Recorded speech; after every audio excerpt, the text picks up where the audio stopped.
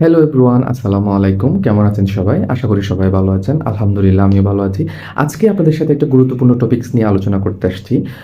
আমরা সবাই জানি আজকে ১২ই রবিউল আওয়াল এবং ১২ই রবিউল আওয়াল আমাদের মুসলমানদের কাছে একটা স্পেশাল, কারণ হচ্ছে আজকের এই দিনে আমাদের সবার প্রিয় নবী হযরত মুহাম্মদ মুস্তাফা সাল্লাল্লাহু আলাইহি ওয়াসাল্লাম আমাদের এই ধরনীতে জন্মগ্রহণ করেছিলেন এবং যার জন্য আল্লাহ তাআলা এই দুনিয়া সৃষ্টি করেছেন, সবকিছু সৃষ্টি করেছেন। তিনি এই দিনে আমাদের পৃথিবীতে জন্মগ্রহণ করেছিলেন এবং আমাদের সবার জন্য আ আ শান্তির ধর্ম ইসলামকে পরিপূর্ণতা দিয়েছিলেন।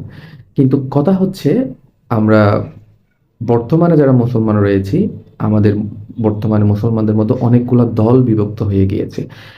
আমার একটা কথা হচ্ছে, আমাদের সবার প্রিয় নবী হযরত মুহাম্মদ মুস্তাফা সাল্লাল্লাহু আলাইহি সাল্লাম তিনি ৬৩ বছর আমাদের এই পৃথিবীতে বেঁচে ছিলেন। তারপরে তিনি শাহাদাত বরণ করেন। তার এই ৬৩ বছরের